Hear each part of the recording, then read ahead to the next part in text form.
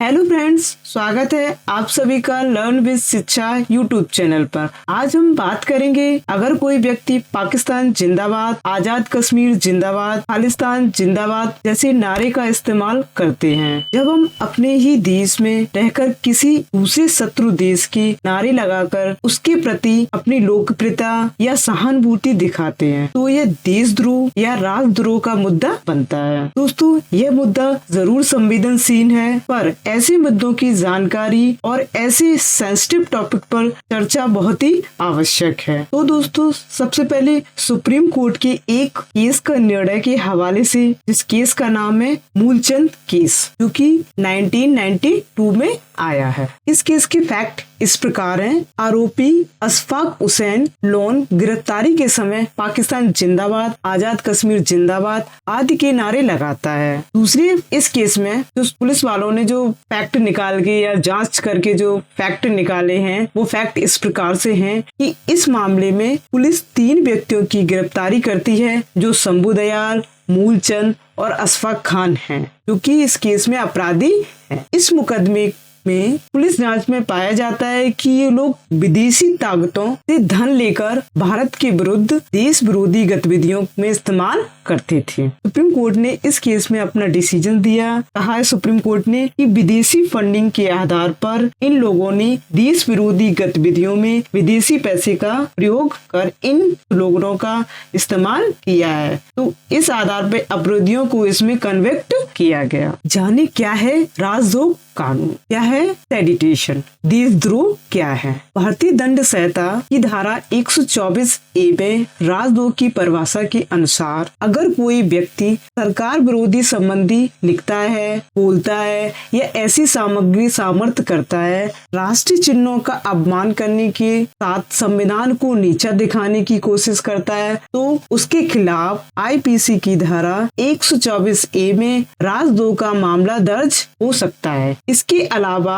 अगर कोई शख्स देश विरोधी संगठन के खिलाफ अनजाने में भी संबंध रखता है या किसी भी प्रकार से सहयोग करता है, तो वह भी राजद्रोह के दायरे में आता है। कितनी हो सकती है सजा राजद्रोह के मामले में या देशद्रोह के मामले में? राजद्रोह एक गैर जमानती अपराध है।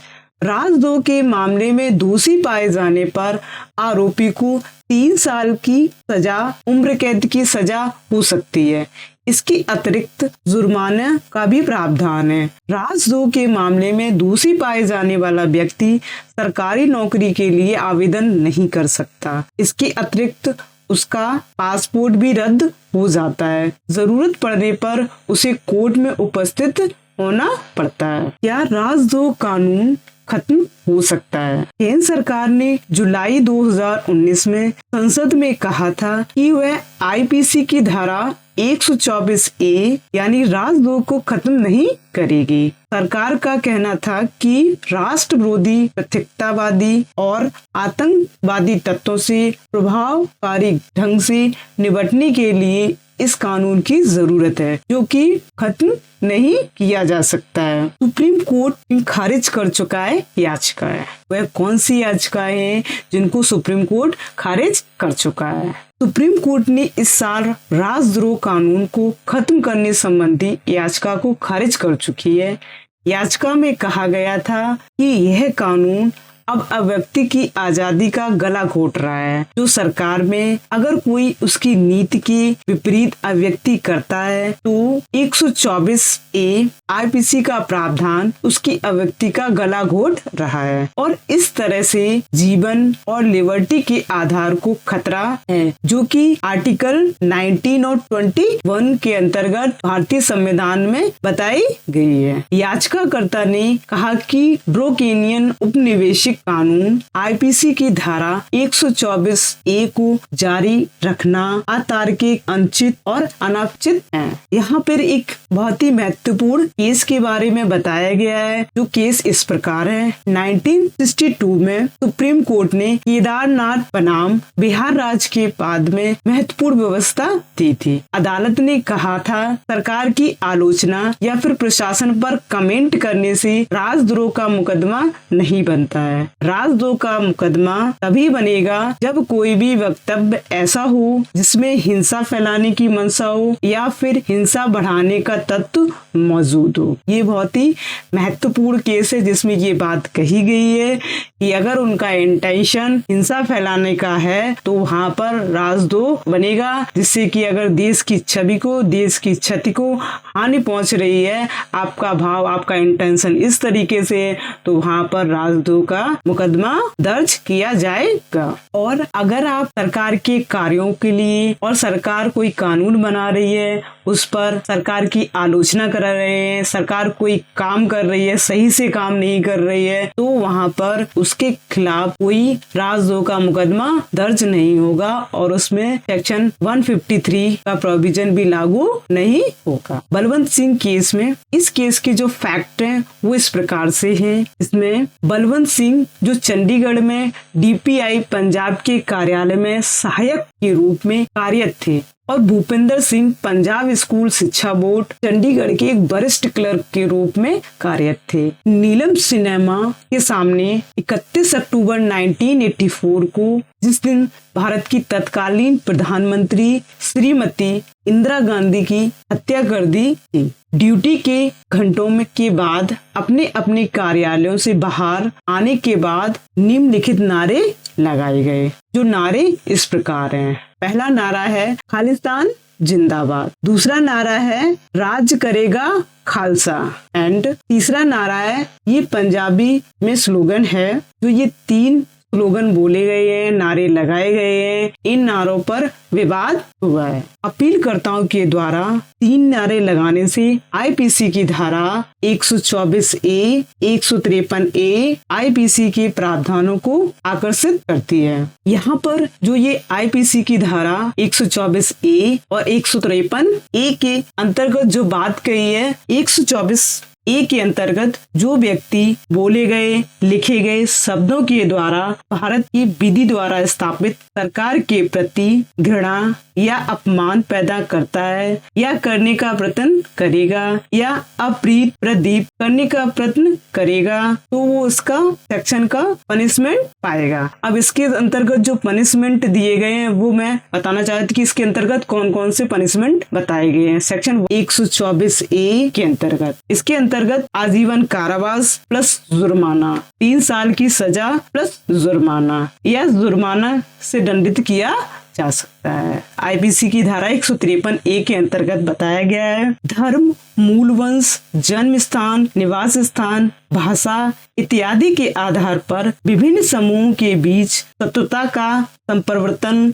और सौहार्द बनाए रखने का प्रतिकूल प्रभाव डालने वाले कार्य करना, ये धारा 153A के अंतर्गत दर्शाती है, जो कि खालिस्तान केस में इन प्रावधानों के अंतर्गत इसमें बताया गया है। इस केस में जो धारा बताई गई है, इसमें धारा 153A लागू नहीं होती है और यहाँ पर राजद्रोह का केस नहीं बनता है, क्योंकि यहाँ पर खालसा जो वर्ड यूज किया गया वो एक स्थान से रिलेटेड और समुदाय से रिलेटेड बताया गया है, जिससे कि यहाँ पर देश को कोई भी प्रकार की क्षति नहीं हो रही है। तो यहाँ पर जो इंटेंशन उनका देश की क्षति का नहीं है, तो यहाँ पर सुप्रीम कोर्ट ने इसमें राजद्रोह का बात नहीं है, उनको कन्विक्ट नहीं माना। अभी रिसेंट में एक मैटर्स आया है जो कि India versus Pakistan cricket match. इस रिसेंट केस में अभी हाल में दुबई में हुए इंडिया वर्सेस पाकिस्तान मैच में पाकिस्तान की जीत के बाद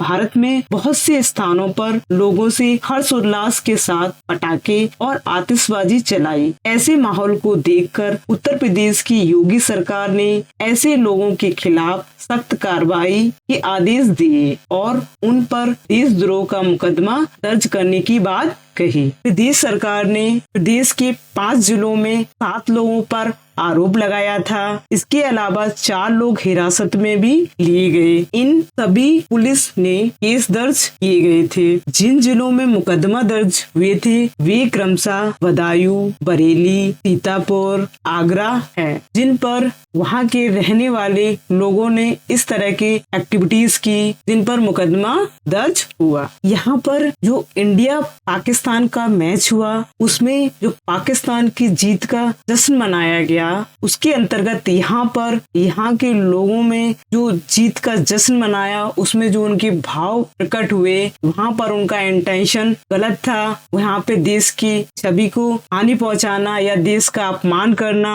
और शत्रु देश की जीत का जश्न मनाना, जिससे ये प्रकट करता है कि आपकी भावना आपराधिक किस्म की है, जो यहाँ आपके भाव को इंटेंशनली गलत तो कर रहा है। इसी तरीके से अगर यहाँ पर किसी दूसरे देश के साथ कोई मैच हो रहा है तो वहाँ पर इस तरह का मामला नहीं होगा, क्योंकि वहाँ पर इंटेंशन आपका इस तरीके का नहीं होगा, तो वहाँ पर राजद्रोह का मामला नहीं बनेगा। यहाँ पर अभी जो पीछे केस डिस्कस किया था मूलचंद बात, जिसमें कि वहाँ पर भी इंटेंशन ये था कि पाकिस्तान जिंदाबाद की जो बात कर रहे थे, नारे लगा रहे थे, उसमें भी वहाँ उनका भाव देश की छवि को क्षति पहुंचाना था, उनका इंटेंट और विदेशी ताकतों का यूज था, विदेशी फंडिंग के थ्रू देश में इस तरह की प्रतिक्रिया की जा रही थी, जिससे कि देश की छवि को, देश की गरिमा को अपमान हो और उसकी क्षति हो। तो यहाँ पर वहाँ उनका इंटेंशन देखा जाता है कि किस तरीके से देश के प्रति आपका इंटेंशन है, किस तरीके से सो रहा है, तो वहाँ पर देशद्रोह का मुकदमा बन सकता है। और दूसरा मैटर वहाँ पे आपका खालिस्तान केस में आया, वहाँ पर देशद्रोह का मामला लागू नहीं हुआ। वहाँ पे सेक्शन 153A लागू नहीं होती है और 124A के अंतर्गत मुकदमा दर्ज नहीं होगा, क्योंकि वहाँ पर खालिस्तान जिंदाबाद की जो बात कही गई थी, वहाँ पर एक खालिस्तान एक समुदाय से रिलेटेड, प्लेस की रिलेटेड बात कही गई थी, तो वहाँ पर देश को कोई क्षति नहीं उत्पन्न हो रही है और वहाँ पर इस तरह के भाव भी प्रकट नहीं हो रहे हैं जिससे कि देश को क्षति पहुंचे। इसलिए वहाँ पर सुप्रीम कोर्ट ने धारा 153 लागू नहीं की और वहाँ पर राजद्रोह का केस दर्ज नहीं किया गया और उनकी पिटीशन को खारिज कर दिया गया। यहाँ पर और भी बहुत सारे अभी रिसेंट में मामले आए हैं, जैसे कि CAA का मैटर, किसान मूवमेंट्स और बहुत सारे मुद्दों पर इस तरह की एक्टिविटीज हुई हैं, बहुत सारे नारे लगे हैं, या बहुत सारी यूनिवर्सिटियां हैं, अलीगढ़ यूनिवर्सिटी, दिल्ली यूनिवर्सिटी, जहां पर इस तरह की नारे लगाए गए हैं देश के विरोध में। तो यहाँ पे ये इंटेंशन देखा जाता है कि आपका देश के प्रति किस तरीके का इंटेंशन।